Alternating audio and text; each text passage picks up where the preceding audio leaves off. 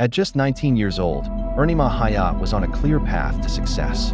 She was a dedicated medical student, dreaming of becoming a surgeon. Just 4 months into a new marriage, her life was filled with promise. But on a quiet suburban street in Sydney, Australia, that future would abruptly and mysteriously vanish. When police were called to perform a welfare check at her apartment, they were not prepared for the horrifying truth they would uncover inside. It was a truth that answered the question of where Arnima was, but opened up a far more disturbing question of what had been done to her.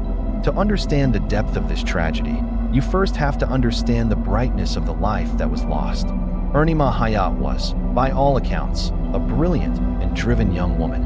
After moving to Australia from Bangladesh with her family, she excelled academically, scoring over 97 on her high school certificate exams. This earned her a coveted spot at the University of Western Sydney, where she was in her second year of a rigorous medical program.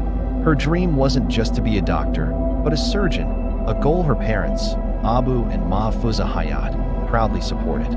They had worked tirelessly to give their daughter every opportunity to succeed. Friends described Arnima as an angel and a noble child. She loved getting her nails done, she loved fashion, and she was incredibly close with her family. But that closeness began to fray when she met 20-year-old Meraj Zafar. From the very beginning, Arnima's family was concerned about his controlling nature. Despite their reservations, Arnima fell for him. The two were together for only a short time before they decided to marry in a small, private ceremony in October 2021, without any friends or family present.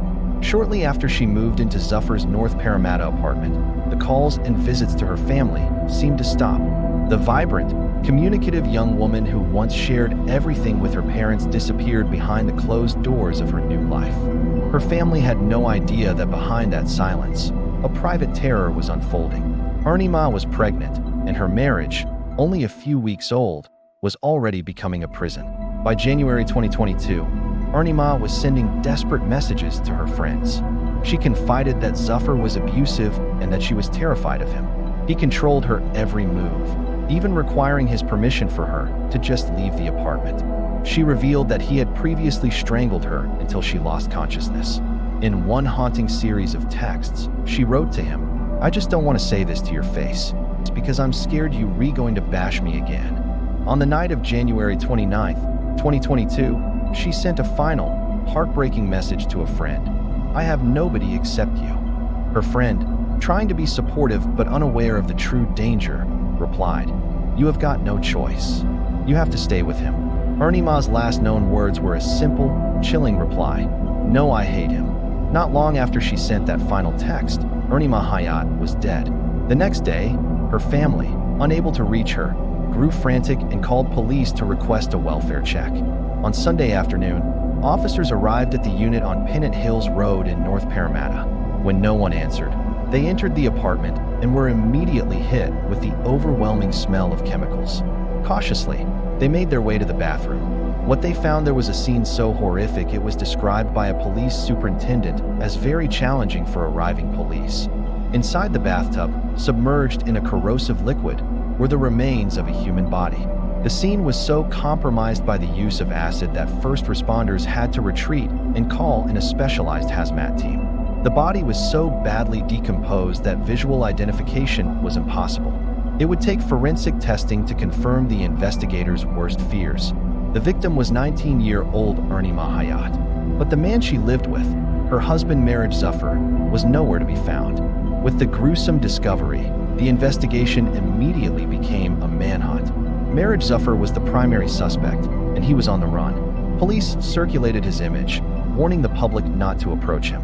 It was later revealed that a relative had contacted police, which led to the welfare check, after Zafar told his mother he'd had a fight with Arnima. But by then, Zafar was already gone. The day after the murder, long before police arrived, CCTV footage captured Zafar driving his truck to a local Bunnings hardware store. He was seen purchasing 5 20-liter tubs of hydrochloric acid. His internet search history revealed he had Googled, "Can hydrochloric acid burn through skin?" along with queries about the prison sentence for murder. His intent was chillingly clear. He hadn't just killed his wife. He was actively trying to erase her existence. The manhunt was brief, lasting less than a day. As police searched, Arnima's parents faced the world, their grief raw and public. Her father's anguish was palpable as he spoke to reporters, crying out, "I want my daughter. Where's my daughter?" They explained that their brilliant, loving child had dreamed of helping people as a surgeon. Now, they couldn't even prepare her body for a traditional funeral, as the acid had so badly damaged her remains. The search for Zafar came to an end the following day when he walked into the Bankstown police station and turned himself in. His truck was later found abandoned and seized for forensic examination. In custody, Zafar was charged with murder. When he first appeared in court via video link, Arnima's family was there, confronting the man who had destroyed their world.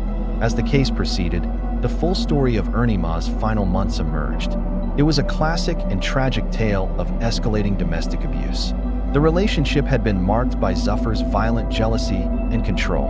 He had previously threatened Arnima's father for hesitating to give his blessing for the marriage, which had led to a restraining order being issued against him. In court, it was determined that Zafar killed Arnima out of rage and fear that she was going to leave him. The judge concluded that he murdered her by obstructing her breathing or smothering her.